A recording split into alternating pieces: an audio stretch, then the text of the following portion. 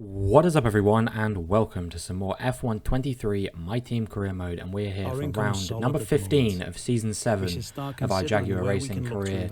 There are just 9 races left to go this season, and this time around we are going to be at the Italian Grand Prix in Monza. It is of course our engine supplier's home Grand Prix, being supplied by Ferrari. It's going to be a big race for us, and well, hopefully a big race for them, but they've had a shocking season so far, especially compared to us using their engines. You know, we've had 4 top 2 finishes in a row now, a second place in Silverstone, back-to-back wins in France and Hungary, and then last time out in Zandvoort, of course, we got that P2, which was very unexpected, but came as a result of a great strategy, which has now put me 38 points clear at the top of the driver's standings.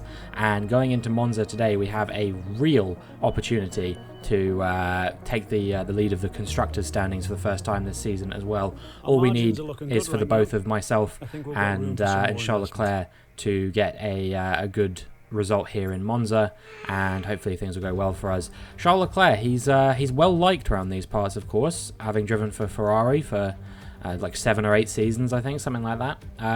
You know, they were a big fan of him. Obviously, he got that famous win here all the way back in 2019, I believe it was, which was absolutely astounding. And I'm hoping that he'll be able to deliver a good result here today. And maybe the Tifosi will even cheer for him a little bit, given that the Ferraris have not been particularly consistently strong over the season so far. You know, neither of them really getting themselves onto the podium at all, and struggling to even find their way into the points at times. But we'll see what kind of performance they can deliver as we make our way into qualifying. Now, we had a pretty good time in practice, came P6 overall on those soft compound tyres, outperformed by Charles Leclerc, but it gave me a bit of optimism that we might have some good pace here in qualifying as we make our way around. On our first flying lap, we're on a fresh set of soft compound tyres. We'll see what kind of time we can do on the fresh rubber here as we come to the line. It is a 1:17.2, and well, I think we're going to need to improve on that a little bit, at least into the 1:16s at minimum, I think, if we want a chance of making it through to Q2 and Q3. Fortunately, that time would have been good enough to see us through anyway, as we barely improved on our second flying lap with another fresh set of soft compound tyres, only to a 1:17.1, and that means we are going to get through, but only in P16, so we're going to need to see a significant market improvement in Q2. Otherwise, we're going to find ourselves staring down the barrel of a Q2 exit for the first time in God knows how long, as we see who's knocked out here. It's Pourchaire, Doohan, De Vries, Sargent, Fittipaldi and Stroll. Sargent would have to be the big name there, having you know, been challenging for wins and podiums in recent times a lot. I don't think that he'll be all too pleased with this outcome, but you know, you've got to take what you can get, and the championship may be just starting to slip away from Sargent a little bit there. We do a 1:17.1 on a banker lap. That's actually our fastest lap so far this entire qualifying across all sessions, and it's on a used set of tyres. So this made me confident. There definitely was scope for me to get into the 1:16s on a fresh set of soft compound tyres. So we're going to need this to be good, because we're currently sat right at the bottom on P16. We are improving a little bit by about 3/10 so far as we make our way through Ascari. You can see we've had a good exit from Ascari. That's going to cause us to save some time all the way down the straight into Parabolica. So now all we need is a good run through Parabolica, and hopefully it'll be good enough. Sergio Perez is sat in P12 on a 1:16.7. I think we are looking to beat his time, but we don't know whether this is going to be good enough to see us into the top 10 or not. It's a 1:16.7, a low 1:16.7, and it's good enough for P11. So we are in fact out here in qualifying in Q2. The first Q2 exit in a number of races for us at this point. Charles Leclerc does make it through into Q2, or into Q3 I should say, so I'm pretty happy with that from him.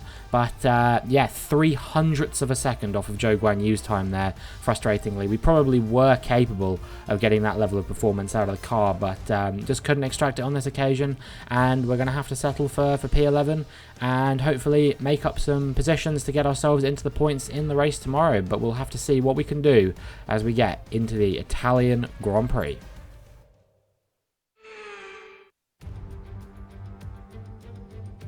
The third permanent circuit built anywhere on Earth. Monza has always been special. Now it's been providing motor racing memories for a century.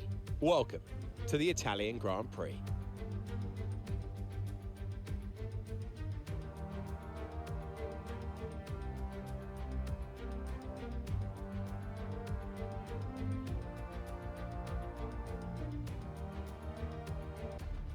Off the back of a fantastic qualifying session, it's time to see how our starting grid looks like for today's race. Esteban Ocon lines up on pole position, just ahead of George Russell, who starts this event from P2.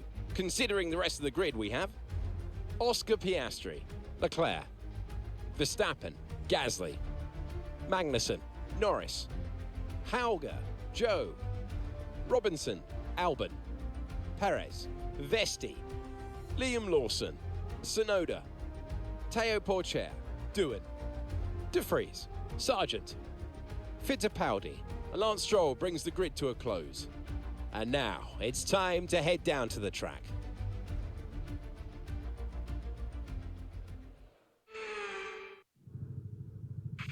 Okay, this is our engine supplier's home Grand Prix, which means there's a lot of very important people here behind the scenes. I'd love to give them a strong result to watch today, plus a good result might make my post-race meetings a little bit easier.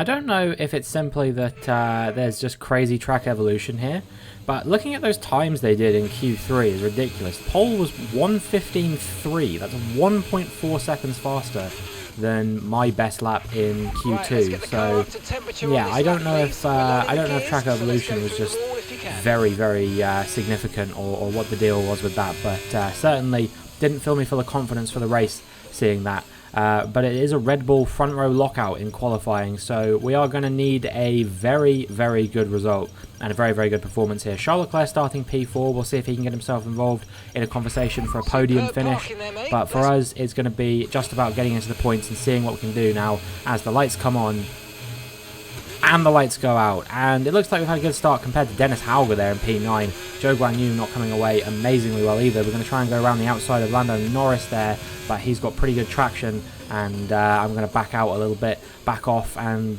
just try and make sure I don't have any first lap incidents or anything like that, as we I think we bumped off Alex Albon there by the looks of things, but fortunately we were able to get away with that without a warning. I think he's managed to escape from that without any damage either, so all is fair in racing, and we are up into P10 here on lap 1. We went a bit deep into the chicane there though, and very nearly collected Lando Norris. That's cost us a big chunk of time, and now we're coming under pressure quite heavily from Frederick Vesti, who is in P11 off the start, and he will be looking to get himself back into the points. At the start of the season he looked like he could be a championship contender, but as the races have come and gone, he has kind of fallen away a little bit. But here he is very much present as he goes for the move up into P10, and we have to settle for P11 for now. Frederick Vesti with the straight line speed, we're going to have to just see if we can stay with him and close him down when the DRS gets enabled. But we've got bigger problems to worry about, because Alex Albon now has got past us on the run into Parabolica as well, and that is us down into P12 now. So we've actually lost positions on the opening lap. It was very close. We looked like we might have just held position, but no, we are confirmed losing positions on the opening lap there. And if we're not careful, we're going to come under pressure from the cars behind of Hauger, Tsunoda, Lawson, all of those people involved there as we dive back up the inside of Alex Albon. We took advantage of the uncertainty that he showed on the entry to the corner and spotted a gap, went for it, and back into P11 where we started the race now. But I don't think I can settle for just a P11. I need points here today. This is a big race for my championship fight, especially considering that if Russell or Ocon gets a win here, they're getting themselves right back in the championship fight. So it's going to be a pretty big one, and could have massive ramifications for the closing stages of the championship. Obviously, next race is going to be Singapore as well, so that's not one of my strongest tracks. And I really do feel like there is a possibility that I might have more struggles there, especially in the race. I have a bit of a tendency to overheat the tyres as we make our way onto lap 3. Oh, I spotted a gap there, a little tiny gap left open by the Mercedes of Lando Norris, and that is us up into the points, into P10. Frederick Vesti got ahead of him as well by the looks of things, and now we're going to see if we can close down the Danish driver in the Alpine just ahead of us, as Lando Norris has started on the medium compound tyres here. I don't know if that's just because he he didn't have a fresh set of softs like a lot of people because of this weird thing that's been going on every qualifying at the moment, where cars have just not been going out for second runs, or what the deal is with that. We get held up a little bit there as Vesti overtook Zhou Guanyu, and that's kind of pushed us back into Lando Norris. He's going to look for a move on us now, around the outside into the Parabolica, but he can't quite make the move happen on this occasion, Lando Norris, and he's going to have to settle in for P10 still. Or P11, I believe, actually. First retirement of the race here, Nick De Vries in the Alpha Tauri. It's unbelievably over for him, and I think at their home race, their pointless streak is going to continue. Yet to score points this season have Alpha Tauri, but you know, there's still going to be 8 races left to go after this one as well, so maybe there's a chance as we spot a gap up the inside of Frederick Vesti into the chicane and make our way into P9. Vesti now down into P10, but still running in the points, and we'll see if we can get ahead of the cars in front now as well. You know, Joe and Magnussen, they've not been particularly strong this season. We definitely have looked like a better driver than they are so far this season, especially Zhou Guanyu. Kevin Magnussen, of course, did have that sort of moment of glory in France where he very nearly got the win there before we just about snatched it away from him. Coming under pressure now from Frederick Vesti, actually, and he's going to have the DRS here. Nobody's really around us. You know, I don't have DRS to Magnussen in front. Porsche doesn't have the DRS to Vesti in 10th. So this is a pretty significant battle that's about to emerge between myself and Frederick Vesti. He's going to go for the move up the inside, but he just leaves a big enough gap open and make a bit of contact with his tyre there, but I would say that he turned into me. I don't really know where else I was supposed to go there.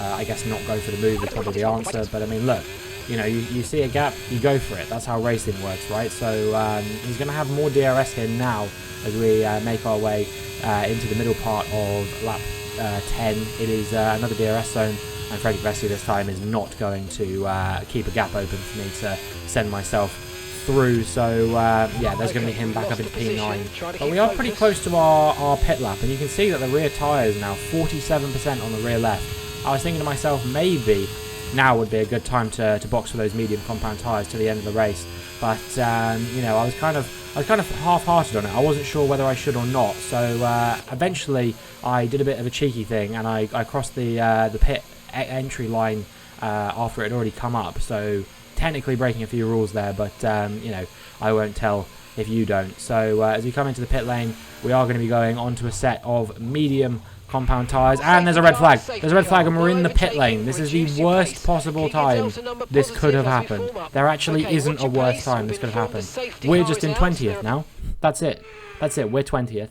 We have put on a fresh set of medium compound tyres, so we're not going to have to do a tyre change or anything during the red flag period. But I mean, look, that is appalling. That is absolutely appalling. That's one of the worst things that could have ever happened to us. And the lights go out as we switch to the replay camera, and we will see what we can do now as we come away from 20th. We've already got ahead of Enzo Fittipaldi in the Williams, and we're going to put some pressure on the Haas there of Jack Doohan, I believe that is, as well. He's coming under pressure from the Aston Martin of Dennis Hauger as well, I think, and then they've got the remaining AlphaTauri of Lance Stroll on the outside. But speaking of on the outside, Enzo Fittipaldi has managed to get back ahead of me as well, and well, things are starting to get a bit worrisome now. You know, I was pretty nailed on for points, but we're going to have to make up 10 positions in this race, possibly 11, because Alex Albon was looking like he was going to go for a move on me there, push me down into 21st. Yeah, just a really, really disappointing situation to find yourself in. You know, you kind of have races like this every now and again, but when it happens to you, it never feels like it was deserved or anything like that. Make our way onto lap 14 now. You can see I've not really made up any positions just yet, but we are putting some pressure on Hauger, coming under pressure from Albon as well, but I think he's going to get stuck behind the Aston Martin driver here, and we're going to get 2 for the price of 1 there as we go around the outside of Dennis Hauger, or are we? He fights back a little bit up the inside, but we're going to have the DRS. No, we're not actually, because the DRS has only just been enabled on this lap. So, yeah, Dennis Hauger, he will be overtaken by us nonetheless. With the battery, we were able to get ahead of him, and there's a lot of scrapping going on in front of us here, up to about 14th, 13th or something like that by the looks of things. So there could be a few positions for us to take, but as we make our way to lap 16, we're not really getting involved in any of those fights so far. Dennis Hauger now has gone for the move on me through into the Parabolica, but as we go round the outside of him, I think he made a bit of contact with us there, and he has got ahead of us again temporarily. However, this time I will have DRS, and hopefully that will be enough not only to help me overtake Hauger, but also stay ahead of Albon, who was looking like he was going to go for a move around the outside. But fortunately, we managed to hold on to the position and stay in P19 for now. A few cars up ahead on lap 18 here. We've got Fittipaldi, Perez and Doohan all battling over P16 at the moment. And as we make our way through Ascari, you can see Perez, I think, had a bit of a lock-up there. He's gone off the track. That'll make him fall down into P21. At Ferrari's home race, he is delivering an absolute shocker, is Sergio Perez. So, yeah, it could be that he's not long for this team. Although I said that at the halfway point of the season when he was also delivering pretty substandard performances week in, week out, and he managed to hold on to his drive. So, yeah, as we make our way now over the track limit, that was a bit of a stupid weave there from me, but whatever, you know, just as long as we don't get too many more. You can see we are closing down Doohan and Fittipaldi here. We're going to go up the inside of Doohan, and we're going to get 2 for the price of 1 as we go up the inside of Fittipaldi. That was a bit of an elbows out type move. In fact, we actually made contact with Fittipaldi there. Yeah, you could say that was borderline. That was a pretty kamikaze move from myself, but you know, sometimes, as Daniel Ricciardo would say, you have to lick the stamp and send it. And well, in these days, send it into P17 in Daniel Ricciardo's case. But I mean, look, we're right down there as well. So what can I say, really? There is a big scrap going on here, though, for P10 by the looks of things. Currently, Porsche occupying that P10 spot. So points feel very achievable here today, as long as I can get through this entire train of cars in the next 7 laps. It's not going to be easy, but we can get a couple right here and now up the inside of Stroll and Lawson. That one a bit cleaner than the overtake I made onto his teammate. And now we're up into P14, and we're going to look for an overtake on a car we were battling with a little bit earlier in the race, Lando Norris. He was running just on the fringes of the points. He remains on the fringes of the points, having you know, been not pitting on lap 10. In fact, I think I was the only one who had pitted in the race, apart from Alex Albon, which I think he got some damage early on or something like that. But as things stand, we actually don't have the DRS to the cars in front. We weren't quite close enough to get it, so he might come under a bit of pressure here from Liam Lawson. He's going to go for the move up the inside into turn 1, but not quite close enough to make it happen. It looks like he made some contact with us there. I left him plenty of room, so I'm not really sure what that was about from the New Zealander. But in any case, we have managed to stay ahead of Liam Lawson critically, and that is going to allow us to hopefully set off after the cars in front if they keep battling away. A bit of a half-hearted look up the inside from Liam Lawson there, but I think he and I both knew he was never going to make that move. So now we're going to try and close the gap a little bit further to Lando Norris and Teo Porsche, who's now down in P12, and Gasly and Sargent have broken away a little bit here. So we're going to have to try and set after them after we overtake these 2 cars here, if we can overtake these 2 cars here. We go round the outside of Norris into Ascari. He got held up quite a lot by Porsche, who was defending the inside there, and that allowed me to sweep around the outside of him. But he might come back at us yet, you know, on the run into the Parabolica. He's not too far behind. Fortunately for me, we will have the DRS on Porsche, and this is not a DRS train, at least not for me, because Porsche is 2 seconds back from Gasly.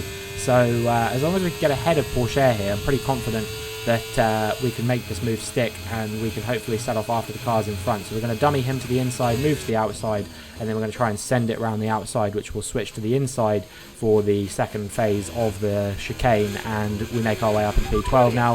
We're going to see if we can set off and close that 3-second gap to Gasly, currently running in P10. However, our job will be getting a little bit easier, because this is Esteban Ocon from the lead of the race, no less. He is retiring from the Grand Prix, and that might be his championship hopes dashed then and there. It is starting to rain, but as you can see, we're on lap 25, and it's not wet enough for intermediates yet. So I think the track should hold out to the point that we're not going to need to go on to a set of intermediate tyres or anything like that. You know, at this point, it's not really going to save time versus staying out. I even did a quick check just to see what the optimal tyre strategy was, and they said it was the dry tyres. So yeah, we are going to be sticking on those till the end of the race. But I just couldn't seem to quite close this gap enough to the cars in front. All I needed was just to get one of these 3-4 cars that are battling over, I believe, P7 at the moment. You know, you've got Gasly in there, you've got Joe in there, you've got, I think, Magnussen in there, and Sargent as well. So yeah, lots of cars here, all closing the gap to one another. But because they are all in a DRS train, unfortunately, I just can't quite get close enough to them to kind of mount any kind of challenge on them. And as we make our way towards the end of lap 27, at this point, no DRS zones left. I kind of resigned myself to the fact that we weren't going to be scoring points today, which is a real shame, because I definitely feel like we had the potential to. I definitely was racing well enough to warrant scoring a few points here today. Yes, it wasn't going to be my best race of the season by any stretch of the imagination, but to walk away from it without even 1 point is a bit sad, to be honest with you. I definitely feel like we could have done it if not for that red flag kind of messing us up. But that's Formula 1. You've got to take the good with the bad, and we're going to come up to the line to take P11. They made great use of the clear air today then, and didn't allow anyone to exploit the slipstream behind them. What a great win here at Monza. Tell me, Anne, how do you think they were able to deliver such an incredible result today? Well, they certainly stood out as a drive with tons of confidence on the track. I think their ability to keep their cool, even during some of the more hectic parts of the race, meant they were able to capitalise on the mistakes of other drivers, giving them the opportunity to make their way to the top spot with ease. Red Bull are our winners today after showcasing some incredible driving. There's been a huge push from them lately to stay competitive with the other teams, and they're certainly proving themselves. Well, it is a big win for George Russell, who is going to close that gap in the championship by 25 points, as I failed to score today. I'm very happy to see Charles Leclerc up there in P2, another strong result from him, and hopefully he'll continue this good form that he's been on in the past few races. And I'm sure that the hometown fans will be very, very happy with this performance from Max Verstappen, getting what I believe is the team's first podium this season at their home race, no less. So a great job from Verstappen. So let's have a look then at the drivers' standings. It was not the best weekend for our championship leader, and their advantage at the top has been reduced. Some amazing talent out there on track today, but Anthony, who would you pick as your driver of the day? There's a few contenders, but George Russell definitely stood out, I think. A really solid drive from him today, and one I'm sure the fans enjoyed. It's time to see how things are shaping up in the Constructors' Championship. Red Bull pull further ahead in the standings. Another team that will be satisfied with this Grand Prix is Alfa Romeo, whose good result moves them further up the championship. Been an absolutely wild weekend of Formula 1 action. I can't wait to see what's next. All things considered, championship-wise, I think this could have gone a lot worse. Leclerc getting P2 has kind of saved the day for us in terms of Red Bull breaking away in the championship, plus that Ocon DNF as well. It's pretty good for us.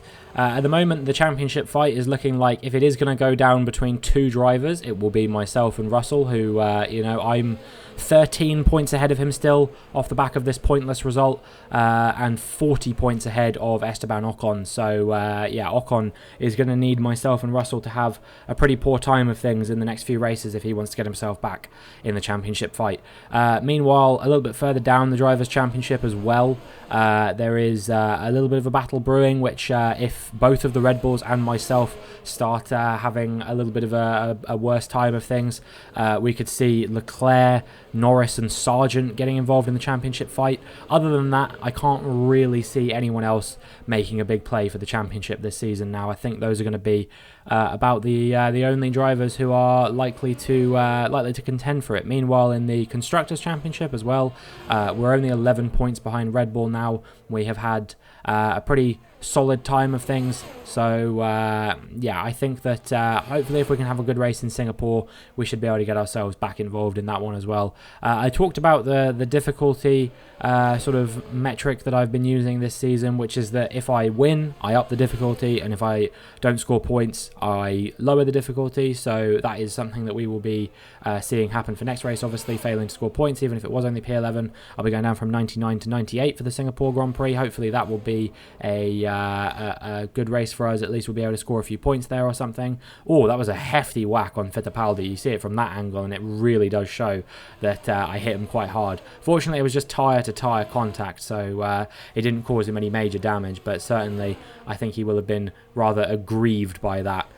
Especially as a former teammate of mine as well. We ended up racing with most of our former teammates here today. Everyone apart from I think Magnussen saw a little bit of action doing Fittipaldi and Hauger. I was all racing with it at some point during this race, so yeah, it was only really Magnussen that I didn't get the opportunity to go side by side with at some point. You can see I had a bit of front wing damage as well, which I missed earlier in the race, but it ultimately didn't affect our performance too much, I don't think. But yeah, like I said, next race is going to be Singapore. I don't remember if I've had a win there or not. I think I have. I think I had one last season, if I remember correctly, when I went on a really prolific streak for a little bit before I ended up closing out the championship.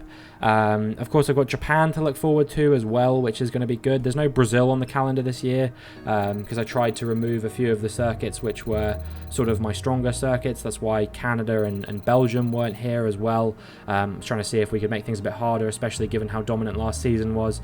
And they were just some of the tracks that had never been off the calendar in 6 seasons of racing in Formula 1. So here in Season 7, I decided to sack them off.